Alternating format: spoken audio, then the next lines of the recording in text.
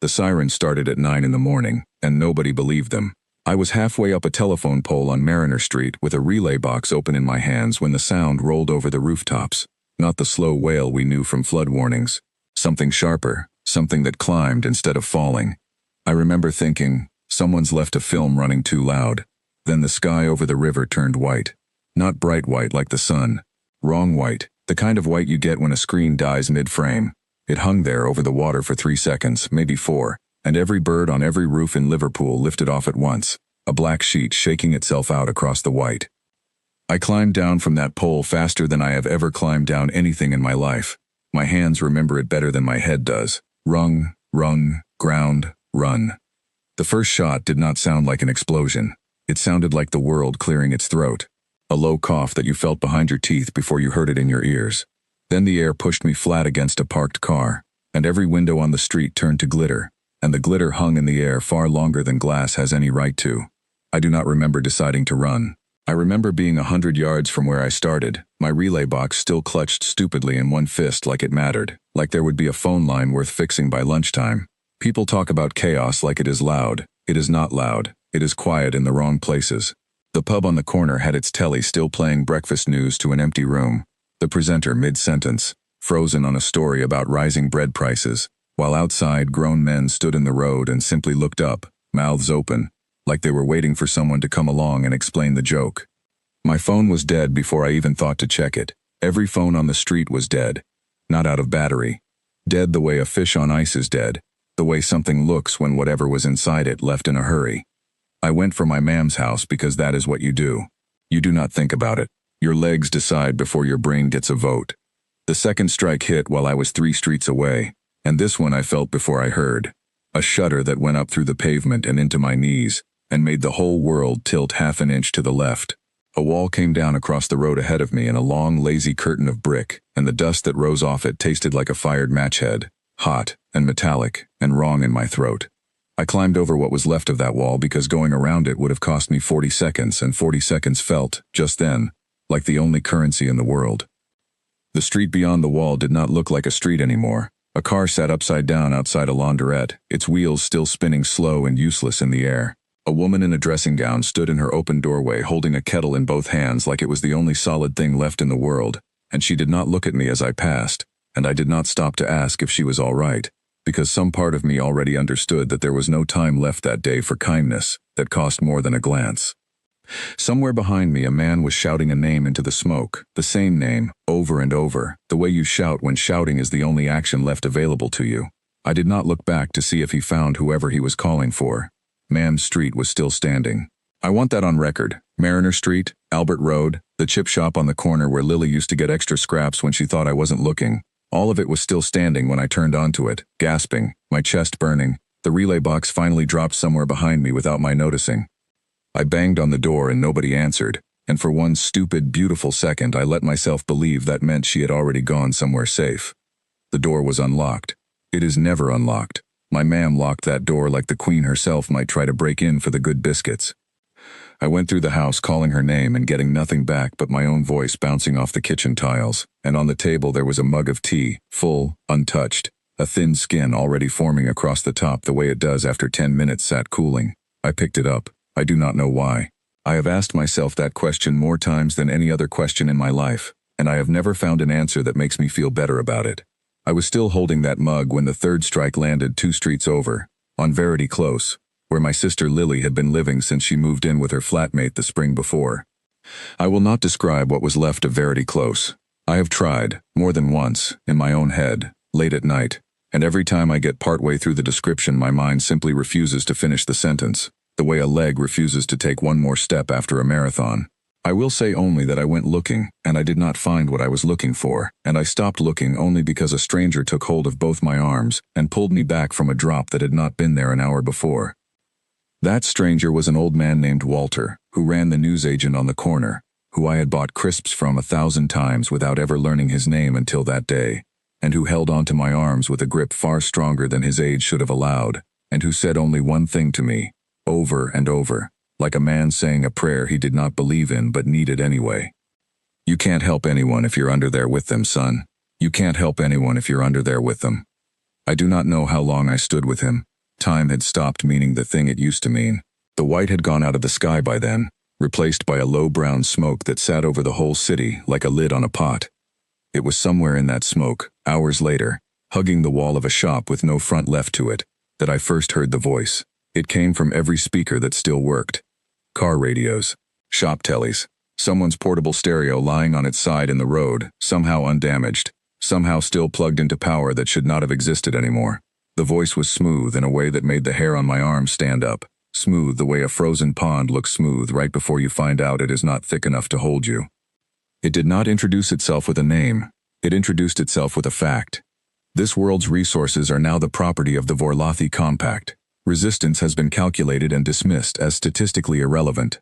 Further bombardment will cease upon confirmation of full surrender. You have one rotation of this world to comply. That was all.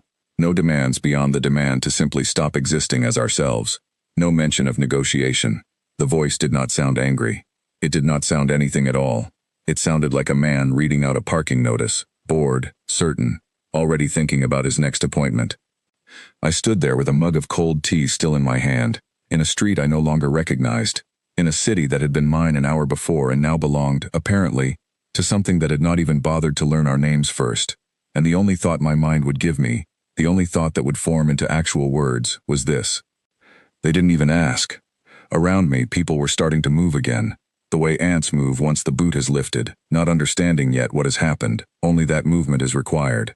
Someone was shouting for a doctor 2 streets down. Someone else was simply sitting on the curb with their head in their hands, not crying, just sitting. The way you sit when crying feels like too small a response to the size of the thing in front of you. Walter was still beside me. He had let go of my arms at some point, though I could not have told you when. He looked up at that brown smoke ceiling, at the place where the sky used to be visible, and he said the only other thing he said to me that day. They've made one mistake already, son. They told us to wait a full day before they finish the job. That's a full day for people like us to stop being scared and start being something else. I did not understand him then. I want to be honest about that, because I think it matters. I did not feel like a man about to become something else. I felt like a man standing in a ruined street holding a cup of tea that nobody was ever going to drink, in a world where the rules had changed faster than any of us had words for yet. But Walter was an old man, and old men in Liverpool have a way of being right about things long before anyone else catches up. I set that mug down very carefully on a low garden wall, the way you set something down when some small remaining part of you still believes in tidiness, still believes the world will go back to wanting its mugs put away properly. Then I started walking toward the only place I could think to go, which was nowhere in particular, except forward, except away from Verity Close, except toward whatever the next hour was going to demand of me. Behind me, the voice on the radios began to repeat itself, calm, patient, certain of an answer it had not bothered to wait for. It would wait a full rotation, it had said. 24 hours for the planet it had just set on fire to think things over and decide to behave. It did not know yet what that day would cost it. None of them did. They had looked down at us from orbit, counted our weapons, measured our cities, run their numbers, and decided we were finished before we had even understood that we had started. I walked through the smoke with cold tea drying on my sleeve where some of it had spilled, past a chip shop with its windows blown in, and its fryers somehow still smelling faintly of vinegar, past a row of houses that no longer had a row to belong to. And somewhere in that walk, without noticing the exact moment it happened, the fear in my chest began to curdle into something with a harder edge. Further along, outside what had been a primary school, a teacher I did not recognize was lining up a row of children against a fence, counting heads out loud, again and again, as though the number might change if she only checked it enough times. None of them were crying either. I think, looking back, that the whole city had simply run out of tears by lunchtime and had moved on, the way bodies do, to whatever comes after. I did not have a word for it yet either. It would take me longer than that first day to find one. But Walter was right.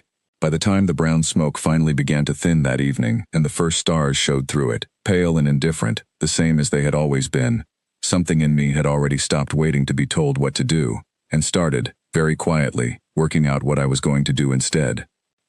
The rotation Walter promised us came and went, and nobody surrendered, because nobody had anyone left in charge to do the surrendering.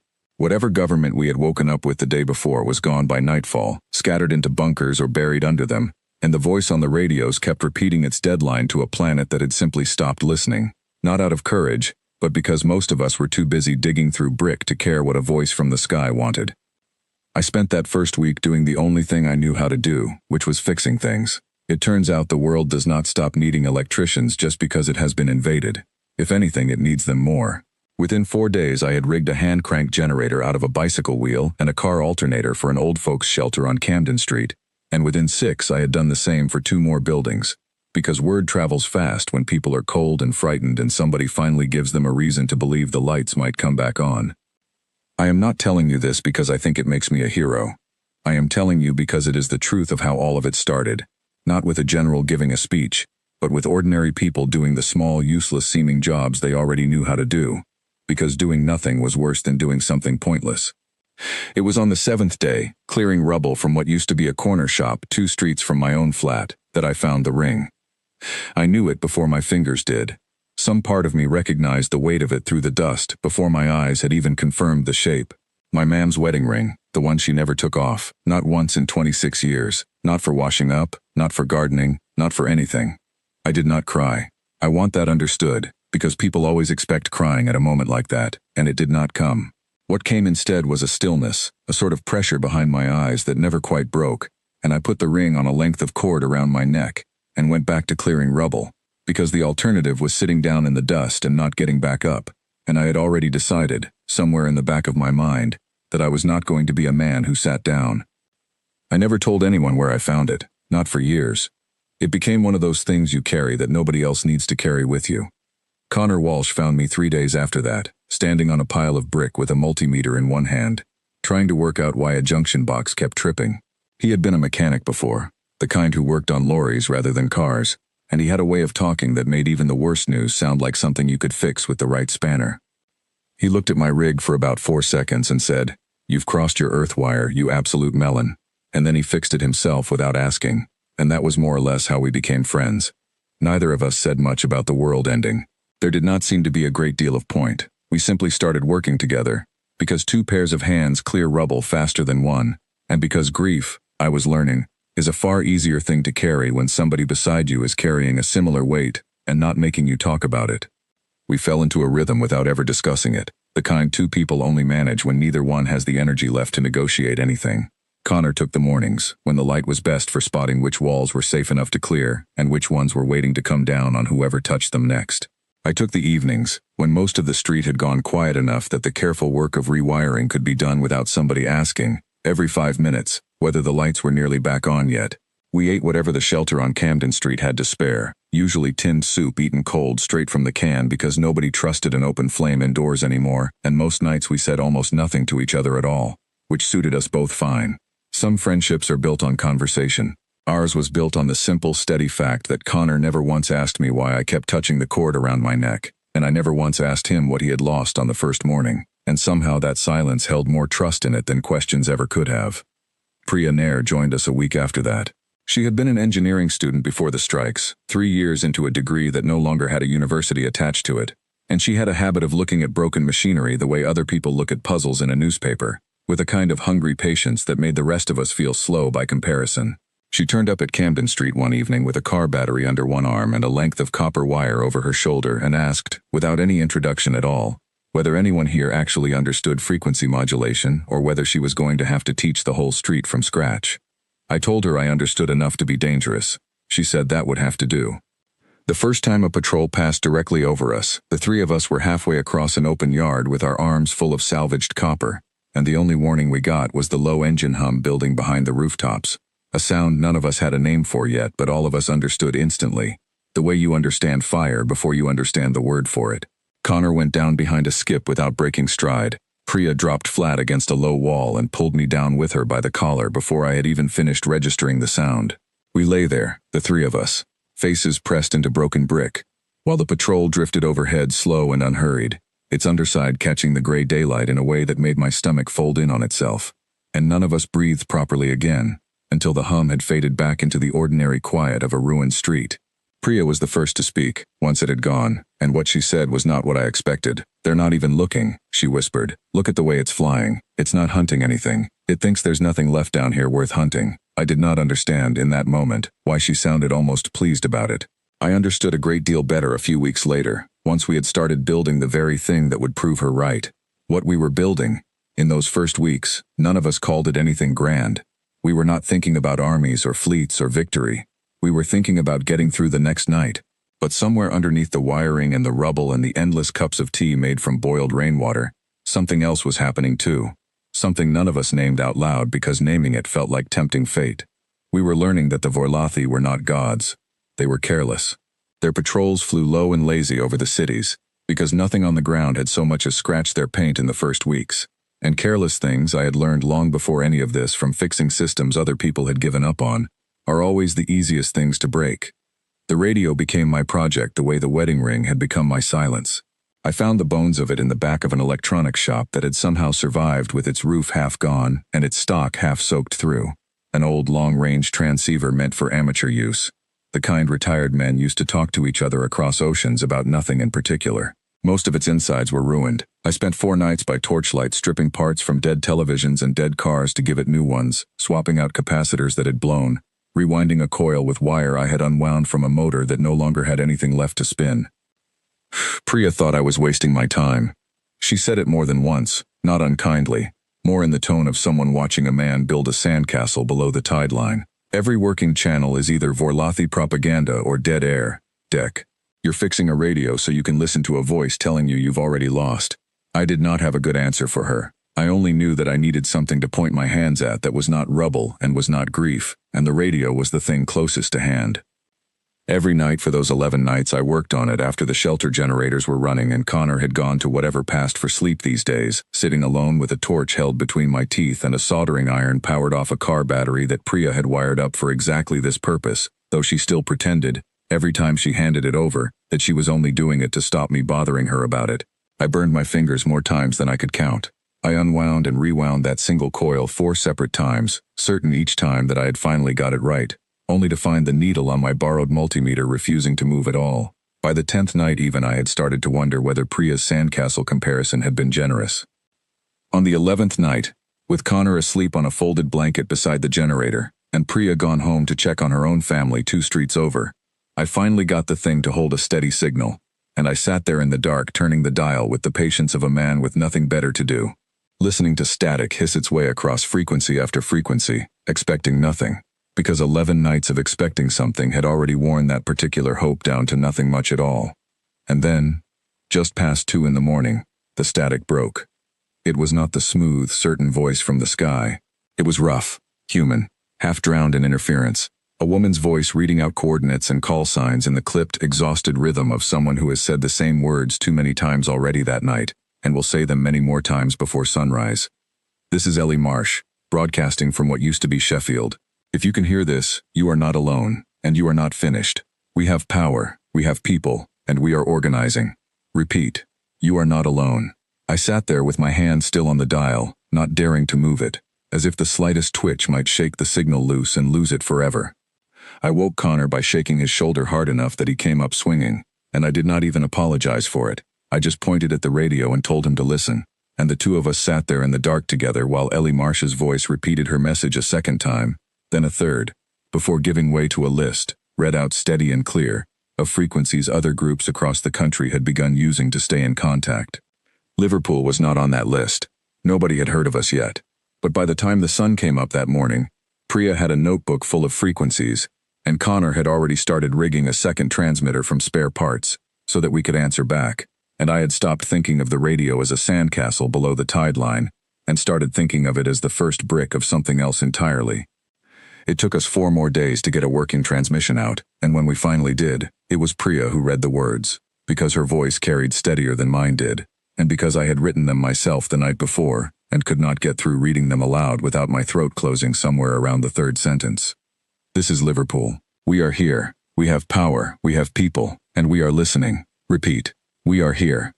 We did not know, that morning, how many cities were saying the same 4 words into the dark, in their own voices, in their own accents, stubborn and small, and scattered across a battered planet, that the voice from the sky had already written off as finished. We would find out soon enough. Within a fortnight, Ellie Marsh's network had grown from a handful of frequencies into something closer to a map, Dozens of cells answering one another across the wreckage of a country that had stopped behaving like separate towns and started behaving, slowly, awkwardly, like something closer to a single stubborn organism. I kept the wedding ring under my shirt through all of it, and I kept the radio running every night after that, not because I expected another message, though more always came, but because somewhere in the back of my mind I had started to believe that the sound of human voices crossing the dark, however small, however scattered, was the closest thing we had left to proof that the voice from the sky had been wrong about us from the very start. Every evening after that became its own small ceremony. The three of us gathered around that rebuilt transceiver, the way families used to gather around a television, listening to voices read out from Newcastle, from Cardiff, from a tiny fishing village on the Scottish coast that had somehow kept a generator running on nothing but stubbornness and seal oil, by their own account. We learned names we would never put faces to. We learned which cities had it worse than us and which had, against every expectation, found it easier, usually because some quirk of geography had kept the worst of the bombardment away from their center. Connor started keeping a list of call signs in a notebook held together with tape, the same brand of tape he liked to point out, that was holding most of Liverpool together by then as well. They had calculated resistance and dismissed it as statistically irrelevant. They had not calculated for people like Walter, who refused to let go of a stranger's arms. They had not calculated for people like Priya, who looked at broken machinery and saw a puzzle rather than a grave. They had not calculated, most of all, for the simple, stubborn fact that human beings, when you take everything else away from them, will still find a way to talk to one another in the dark. It would be weeks yet before any of us so much as scratched a Vorlathi hull. But sitting there that morning, listening to Priya's voice crackle out across a country full of strangers who were no longer strangers, I understood, for the first time since the sky had turned white over the river, that Walter had been right about something else as well. We had stopped being scared. We had started being something else. By the second month, the network Priya had mapped out on the back of a torn wallpaper roll had a name, though nobody could agree on who had given it to us first. People had started calling it the Wire, because that was what it was. In the most literal sense, a web of copper and salvage and stubbornness strung between cities that no longer had working roads to connect them. The wire did not have a single leader. It had dozens of small ones, each running their own patch of rubble, each answering to nobody but the next voice down the frequency who happened to know more than they did. Ours was a junkyard on the edge of the docks, a place that had been used for scrapping old ferries long before any of this started, and which the Vorlathi patrols had apparently decided was not worth a second look, because nothing down there moved fast enough or shone bright enough to register as a threat on whatever instruments they were using to scan us from above. That carelessness was the gift Walter had promised me, though it took weeks to understand it as one. Ben Carter turned up at the docks in the 5th week, walking like a man who had not slept properly since the strikes began, which, as it turned out, was close enough to true. He had been a glider pilot before all this, the sort of hobby that earns you funny looks at parties, and he arrived at our gates with a folder of hand-drawn flight diagrams and a single question that he asked before he had even told us his name. Has anybody here actually looked at how low these patrol ships fly when they think nobody's watching? We had not properly, not with the kind of attention Ben was describing. He had spent 3 weeks lying flat on rooftops with a stolen pair of binoculars, timing the patrol routes that passed low over the Mersey, and he had worked out something the rest of us had been too busy surviving to notice. The Vorlathi ships flew a fixed loop along the river twice a day, the same loop, the same height, the same lazy, unbothered drift, because nothing in 3 weeks had given them a single reason to fly any differently. Ben did not strike any of us, at first, as someone built for war. He apologized constantly, even for things that were not his fault, and he flinched at loud noises in a way that made Connor tease him gently about it more than once, though the teasing always stopped the moment Ben unrolled one of his diagrams across a workbench and started explaining wind patterns and approach angles with a precision none of the rest of us could match. It turned out that the same nervous, careful mind that apologized for standing too close to someone in a queue was exactly the mind you wanted timing a missile launch to the second. He moved into the junkyard properly within a week, sleeping in the cab of a gutted ferry that the rest of us had written off as scrap, and within a fortnight, he had filled 3 notebooks with patrol timings so precise that Priya joked he could probably tell you what the Vorlathi pilots had eaten for breakfast. Daniel Foss joined us not long after, a former soldier who had been on leave when the strikes hit, and who had spent the weeks since trying to find a unit that still existed to report back to. When he found none, he found us instead, and he brought with him the one thing none of the rest of us had any real experience of, which was the cold, practical knowledge of how to actually point a weapon at something and expect it to fall down. What we had, between us, was not a fleet. It was a missile built from a decommissioned harbor flare launcher, a guidance system Priya had cobbled together from 3 different car sat-navs, and a warhead that Daniel insisted, with the flat confidence of a man who had handled worse, would do exactly what we needed it to do provided everything else worked the way it was supposed to. It would not have passed inspection in any army on Earth before the strikes. After the strikes, it was the single most dangerous thing for several hundred miles in any direction, mostly because nobody on the other side believed such a thing could possibly exist. We held it together, quite literally in places, with tape. Connor had wanted to use proper fixing brackets, and we did not have any, so the whole rig sat in its cradle wrapped in 3 rolls of silver gaffer tape that Priya had found in a hardware shop with half its roof missing, and every single one of us made the same joke about it at least once during the build, because making the joke felt better than thinking too hard about what would happen if the tape did not hold. 2 nights before we finally used it, the guidance rig failed entirely during a test run, the borrowed sat-nav screens flickering once and then dying altogether, and for an hour the 5 of us stood around that dead rig in total silence, none of us willing to say out loud what all of us were thinking, which was that 4 weeks of work might have come to nothing more than a very elaborate way of getting ourselves killed for no good reason. Priya was the one who finally broke the silence, on her knees with a torch in her teeth, tracing every connection back to its source with the same patient fury she brought to everything, and somewhere around 2 in the morning she found it. A single loose wire no thicker than a shoelace, jolted free by nothing more dramatic than the rig being moved 6 inches to the left earlier that day. She held it up for the rest of us to see, said nothing at all, and reconnected it herself, and the screens flickered back to life. And Connor laughed so hard he had to sit down on an upturned crate, and I remember thinking, watching them all in that moment, that we had built something out of nothing, using little more than stubbornness, and the refusal to let a single loose wire be the end of us.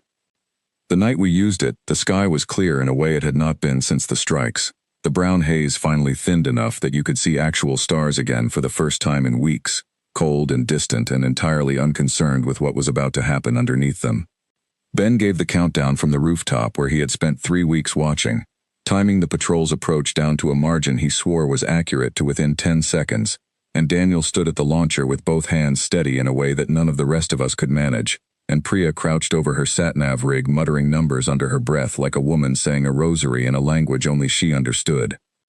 I was the one who gave the order to fire, because somewhere in the weeks of fixing junction boxes and reading messages over the radio, the others had quietly decided, without ever holding a vote on it, that giving orders was now my job, a fact I discovered mostly by noticing that everyone kept looking at me whenever a decision needed making.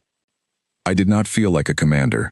I felt like a man about to find out whether 4 weeks of work and 1 roll too many of gaffer tape was going to end in triumph or in a very large hole where our junkyard used to be.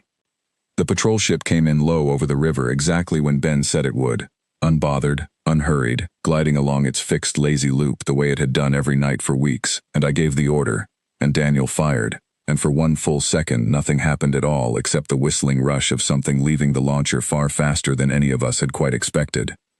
Then the sky over the Mersey lit up white for the 2nd time in 2 months, except this time it was our doing, and the patrol ship came apart in the air with a sound that none of us had words ready for.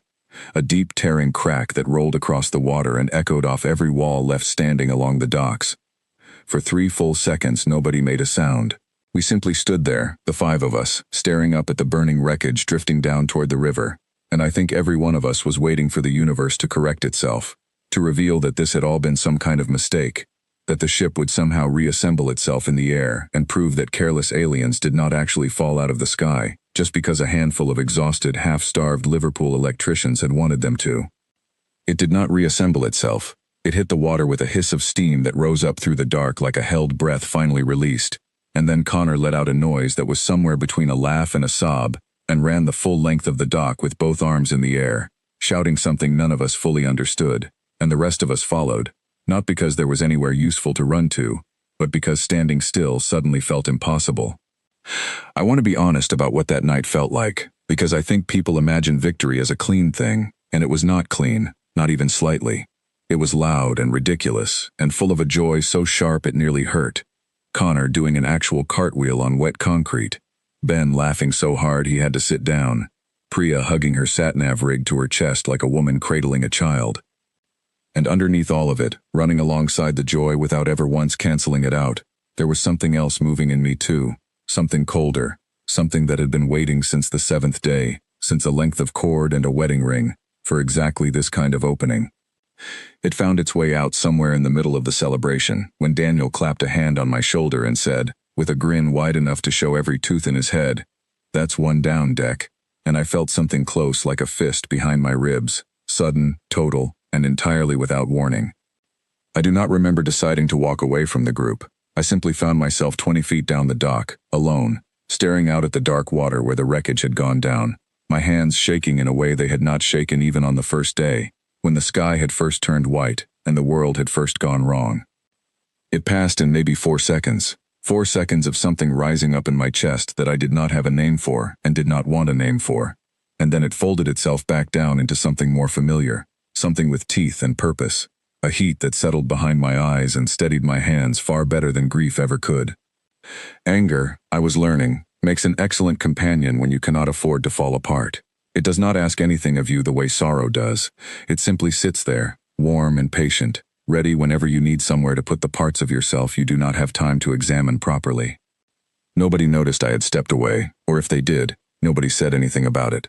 And by the time I walked back to the group, Connor was already halfway through telling Ben a story about a school trip neither of us had thought about in years, and the moment folded itself shut behind me as easily as it had opened.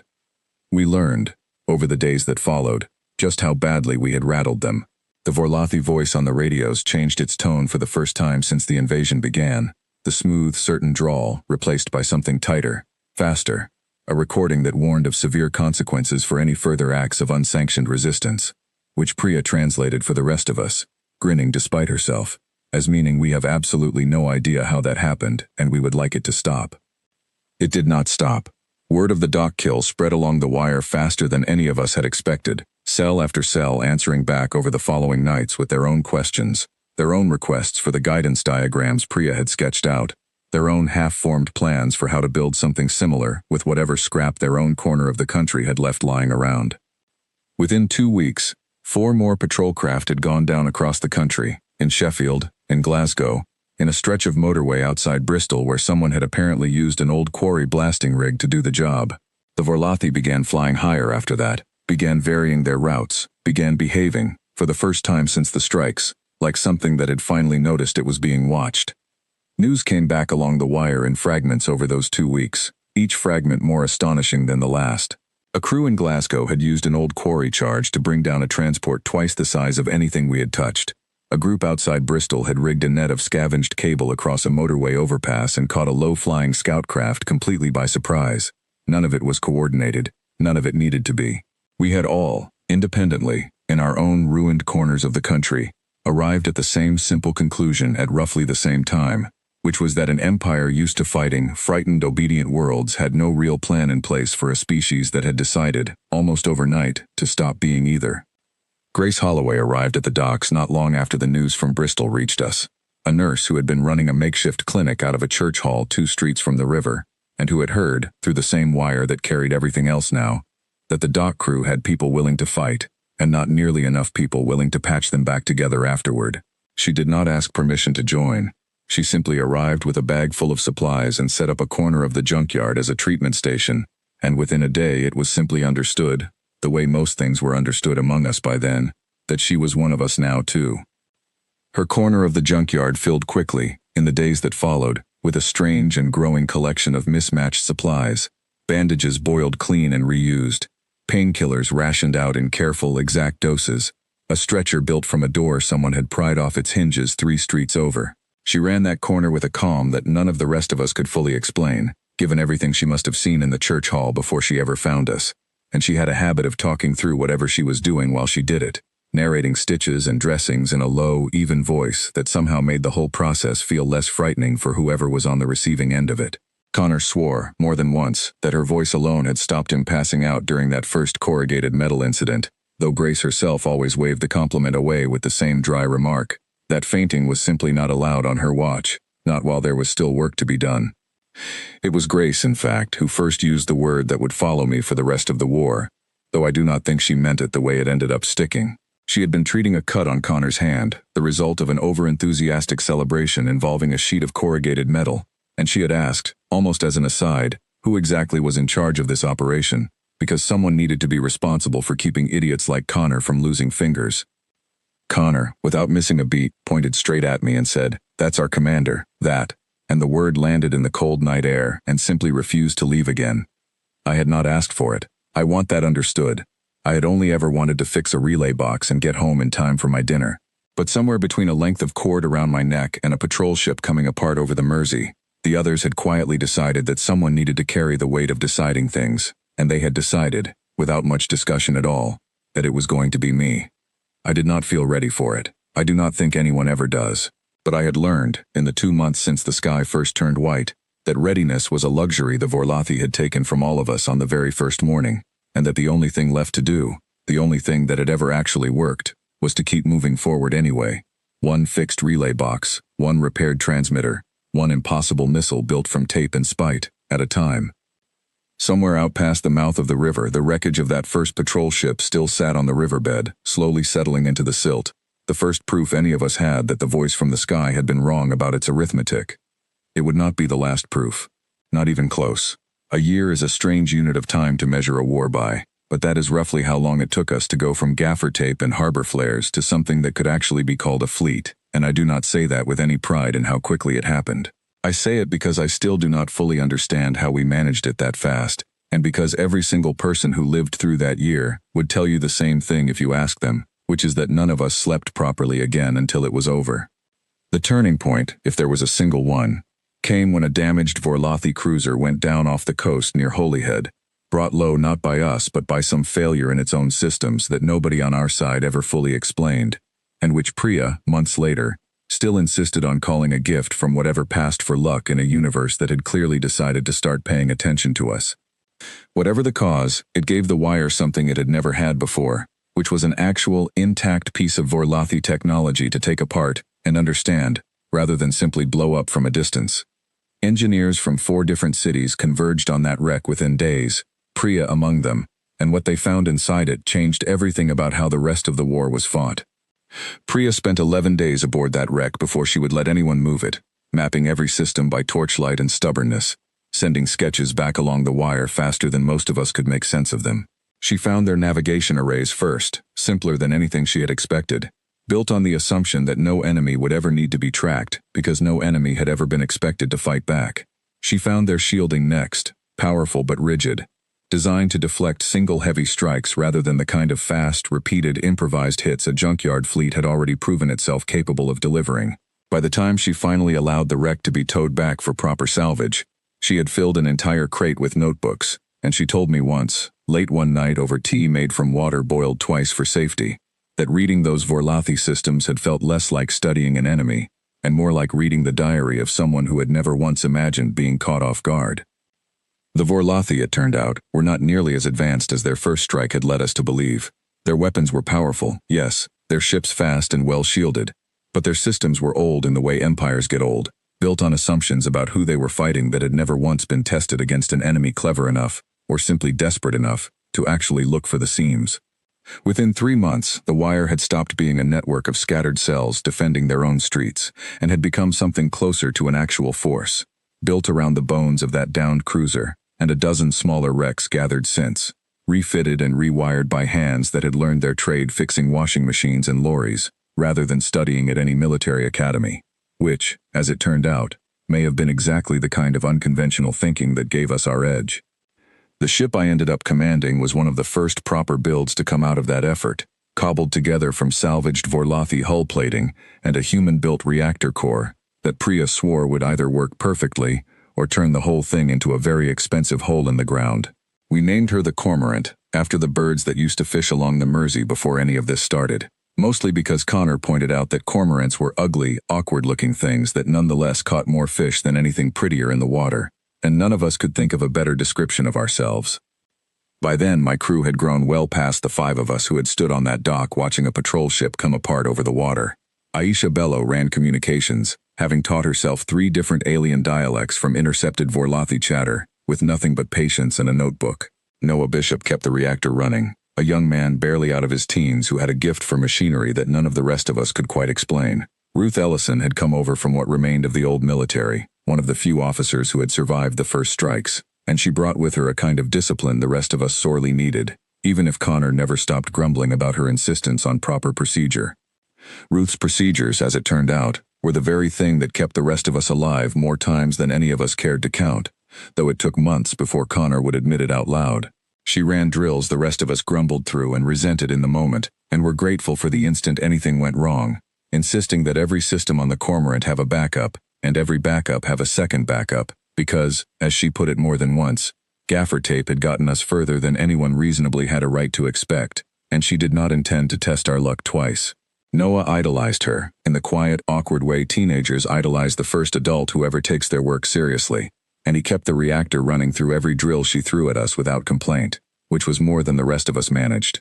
Aisha and Ruth clashed more than once over the early weeks, two strong-minded women used to being the most capable person in whatever room they occupied, until they discovered, somewhere around the second month, that being the two most capable people in the same room was a far better arrangement than competing over it.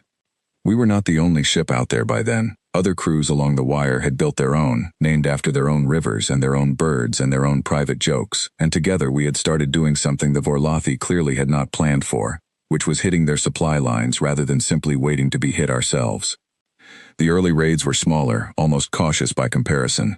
Single scout ships picked off at the edges of charted space where the Vorlothi patrol patterns were thinnest, each success teaching us a little more about how their formations moved, and where their attention gathered. We lost nobody in those first months, a fact that Ruth refused to credit to luck even once, insisting instead that it was simply the result of patience, of never taking a shot we had not already rehearsed a dozen times in planning. I believed her, mostly. I had learned, by then, that the difference between a junkyard crew and an actual fighting force was not courage, which neither side had ever been short of, but the willingness to wait for the right moment instead of the first one. It was somewhere in the 6th month of that campaign that I gave the order I still think about more than any other. We had tracked a Vorlothi supply convoy moving slow and unguarded along a route Aisha had pieced together from weeks of intercepted chatter. 3 transport vessels carrying material bound for whatever staging post the compact was building somewhere past the moon, and Ruth's assessment was simple and entirely without sentiment. Take them out before they reach their destination, and you cut their local supply by 1/3 for at least 2 months. I had not expected, when I gave the order to fire, to hear the voices on the other end. Aisha had patched into their open channel to monitor for distress signals, a precaution Ruth insisted on, and in the seconds before our shots landed I heard them. 3 crews going about whatever passed for their ordinary work. Voices calm, unhurried, entirely unaware that anything was about to change. I gave the order anyway. I want that on record too, because it would be easy, telling this story afterward, to pretend that I hesitated long enough to matter, that some great moral struggle played out behind my eyes before I spoke. It did not. There was a half-second, maybe less, a flicker of something cold and unfamiliar passing through my chest, and then I gave the order, and Daniel fired, and 3 Vorlothi transport vessels came apart in the dark the same way that first patrol ship had come apart over the Mersey all those months before. What surprised me was not the order, it was what came after it, which was nothing.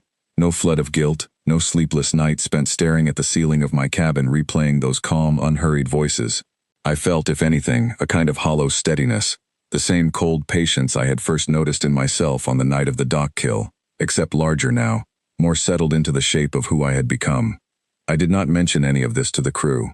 Some things you carry alone, the same way I had carried a wedding ring under my shirt for the better part of a year by then.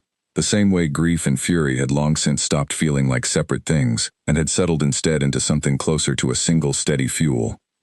There was a small object I kept turning over in my pocket during briefings around that time, a strange little trinket pulled from the wreckage near Holyhead, smooth and warm to the touch in a way that no human-made object had any business being, its purpose entirely unknown to any of our engineers. I never explained to anyone why I kept it, and nobody ever asked, though I caught Grace watching my hand more than once during a long briefing, her eyes following the small repetitive motion without comment. Word of our campaign reached further than the Vorlothi alone. Months into the supply line raids, Aisha intercepted a transmission not meant for human ears at all, a communication between 2 other species under compact rule, their translation rough and uncertain, but the substance of it clear enough to make the whole bridge go quiet when she read it out. The humans are not behaving according to projected resistance patterns. Recommend reclassification of threat designation pending further observation. Ruth laughed when she heard it, a short, sharp sound with very little humor in it. They thought we'd roll over, she said. Now they don't know what we'll do, and that scares them more than any weapon we could build. She was right, though it took the rest of us longer to understand the shape of what she meant.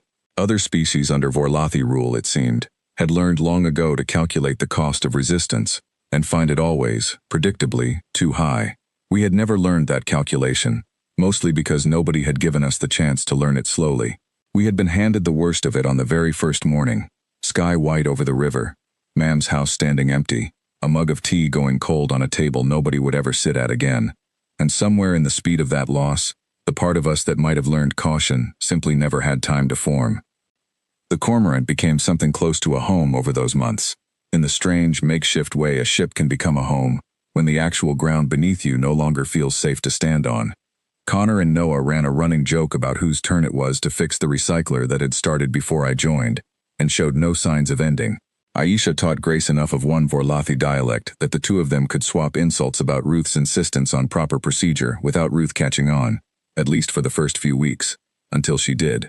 Daniel kept a small, battered photograph in his bunk that none of us ever asked about, the same way none of them ever asked about the small alien trinket I kept turning over in my pocket, an unspoken agreement among all of us that some things were better carried than explained. There were quieter nights, too, nights that never made it into any account of the war, because nothing dramatic happened in them. Evenings spent playing cards with a deck missing its two of clubs, Connor losing on purpose so badly and so often that even Noah eventually worked out he was doing it deliberately, just to keep morale from sinking on the bad weeks. Grace kept a small collection of seeds in a tin beside her medical supplies, salvaged from a garden center near the docks before we ever left Earth, and she talked, more than once, about planting them somewhere proper once all of this was finished, though none of us ever asked her where, because some hopes, I had learned, work better left unexamined, the same way some objects work better left unexplained. It was Ruth who first raised the idea that had been sitting quietly at the back of all our minds for weeks, unspoken, the way the biggest decisions often are until somebody finally says them out loud in a room full of people too tired to keep pretending they had not already thought it themselves. "We've spent a year defending what's left of home," she said, standing over the chart table on the Cormorant's bridge, her finger resting on a star marked far beyond anything any of us had charted before. At some point defending stops being enough. At some point you have to go and make sure they can't ever do this again. Nobody answered her straight away. I remember looking around that bridge, at Connor and Noah and Aisha and Grace and Daniel, faces lit pale by the chart display, every one of them carrying their own version of what Verity Close had been to me, their own length of cord, their own small object turned over in a pocket during long briefings. I thought about Walter, holding my arms on a street that no longer existed, telling me that a full rotation was enough time for people like us to stop being scared and start being something else. We had stopped being scared a long time ago. What came next, I understood, standing on that bridge with the weight of a year's grief and fury settled comfortably into the shape of resolve, was simply the next thing we were going to become. I gave the order to set a course beyond the edge of our charted space, toward wherever the Vorlathi called home, and nobody on that bridge so much as flinched. The journey out took the better part of 4 months, and I will not pretend that any of it felt the way the stories make it sound. There was no single dramatic leap into the dark. There was a slow, patient crawl from waypoint to waypoint. The Cormorant and 11 other ships built from the same stubborn mix of salvage and spite, refueling where we could, repairing where we had to, every one of us growing thinner and quieter the further we traveled from the only sky any of us had ever called our own.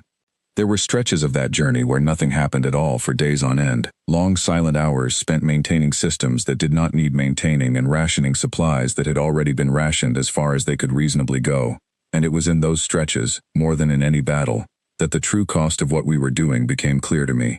Homesickness, I discovered, is not a single feeling. It is dozens of small ones stacked together. The particular gray of a Liverpool sky that no other sky quite matched. The specific sound rain made against a window I would never see again. The taste of vinegar on chips eaten too fast on a cold night. Connor kept a photograph of the dock junkyard taped above his bunk, the same dock where we had celebrated our first kill with a cartwheel on wet concrete.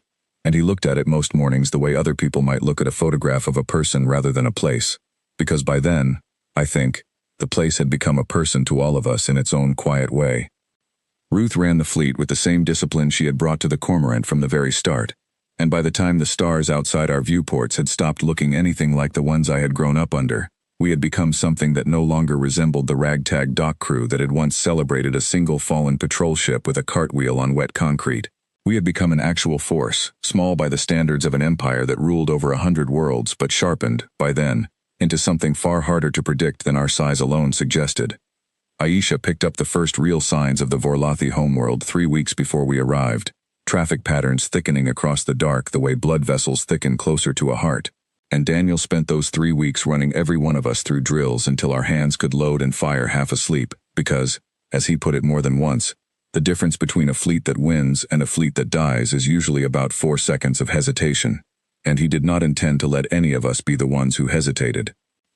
I thought, in those final weeks, about all the things I had not let myself think about properly since the day the sky turned white over the Mersey. I thought about my mam's voice, which I could still hear clearly if I tried, though I had started, without meaning to, losing the exact shape of her face. I thought about Lily, who I had stopped looking for a long time ago in any literal sense, but who I still, somehow, expected to see every time I turned a corner too quickly. I thought about the mug of tea I had set down so carefully on a garden wall a year and a half before, as though tidiness might still matter to a world that had already decided otherwise. Grace found me on one of those final nights, sitting alone in the Cormorant's small observation bay, the trinket from Holyhead turning over and over between my fingers the way it always did when my mind would not settle. She did not ask what it was. She had stopped asking a long time before that. She simply sat down beside me, quiet for a while, and then said the one thing nobody else on that ship had ever quite found the nerve to say to me directly. You know none of this brings any of them back, Deck. Whatever happens out there. I did know. I had known it since the first night I held that mug of cold tea in a ruined street, and felt the fear in my chest curdle into something harder. I told her so, and she nodded, and neither of us said anything else about it, because there was nothing else that needed saying, and because some understandings do not require more words than that to be complete. We reached the edge of Vorlothi space on a morning that meant nothing by any clock either of our species would have recognized, and the battle that followed was unlike anything any of us had trained for, because nothing about facing an empire's home defenses in their own system resembles the lazy, careless patrols we had first learned to hunt above our own river. I will not pretend the fighting that followed was clean or simple to follow even from where I stood. It was chaos in the truest sense, ships moving too fast for any one mind to track all at once, Vorlothi defense cruisers far larger than anything we had built ourselves converging from every angle, the dark outside the Cormorant's hull lit again and again by flashes that none of us had time to properly flinch from before the next one came. Daniel's drills held. That much I can say with certainty, because it was the only thing that made any sense of those first chaotic minutes.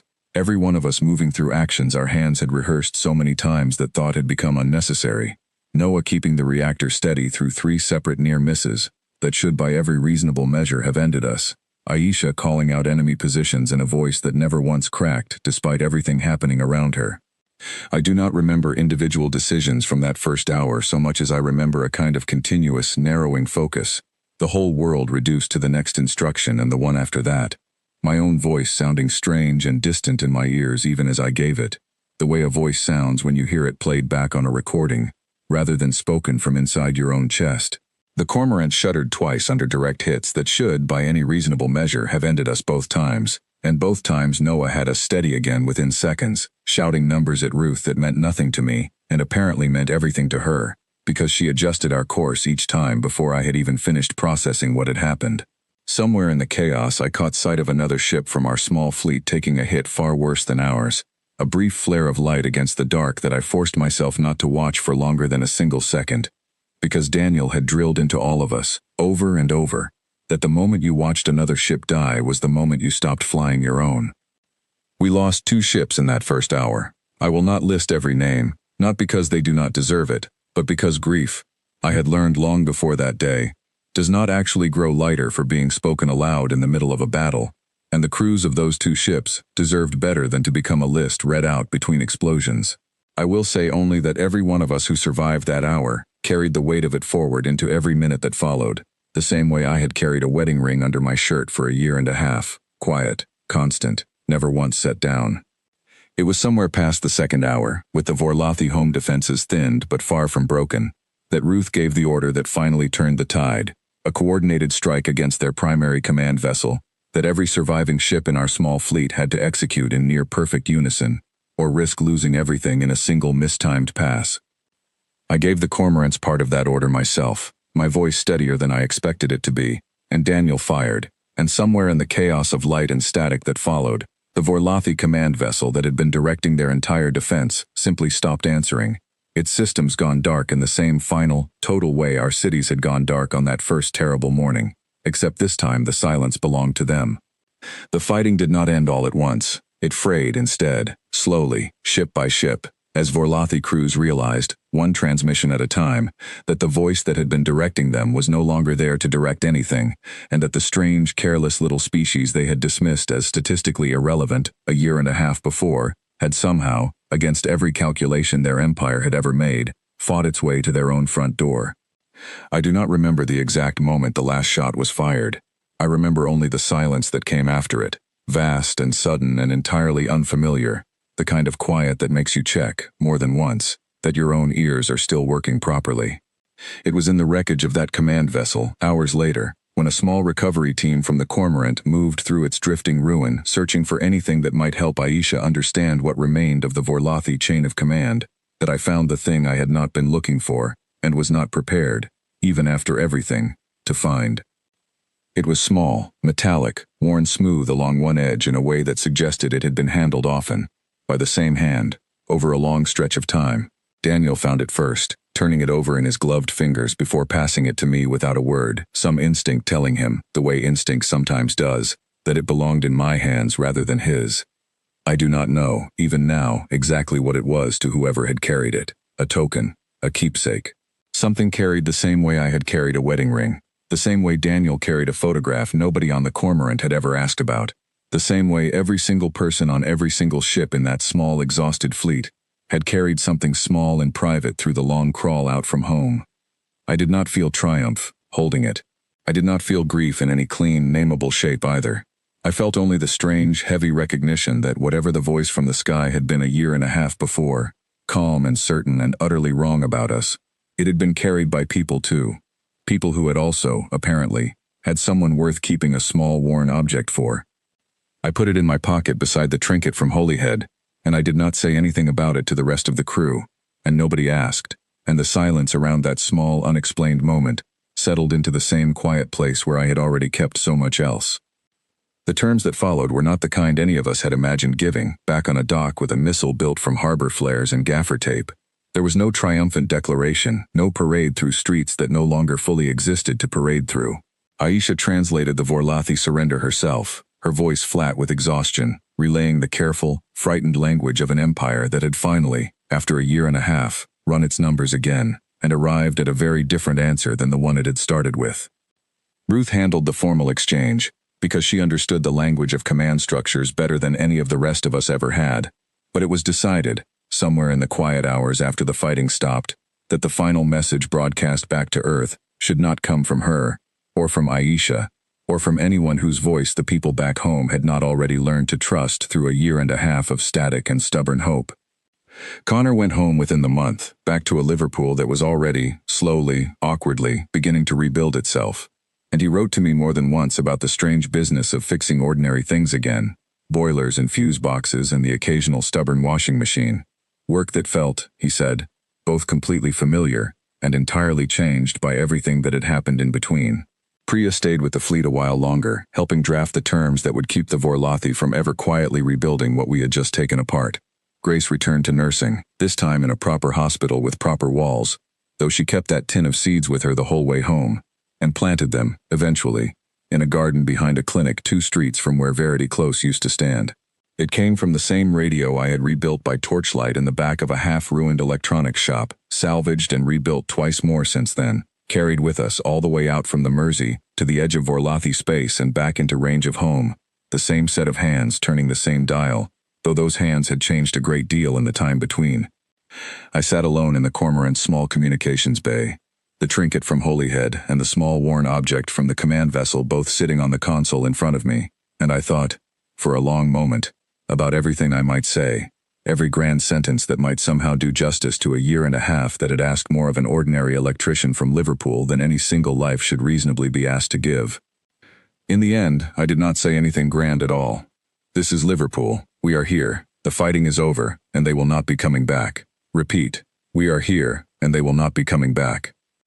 I do not know exactly what happened in the streets back home when that message finally reached them, crackling out across a network of radios that had carried 4 words of stubborn defiance across a ruined country a year and a half before, and now carried something closer to an ending.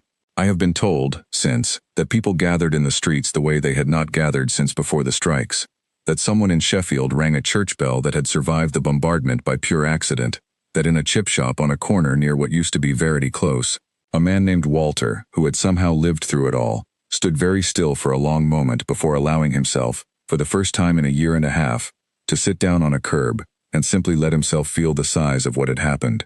I was not there to see any of it. I was still out among the wreckage of an empire's home system, holding two small objects in my hand that belonged to people I had never known and never would, thinking about a wedding ring under my shirt and a mug of tea gone cold on a garden wall, and understanding, in a way I had not quite let myself understand before that moment, that victory and grief were not opposites at all, but two currents running through the same exhausted body, neither one ever fully replacing the other.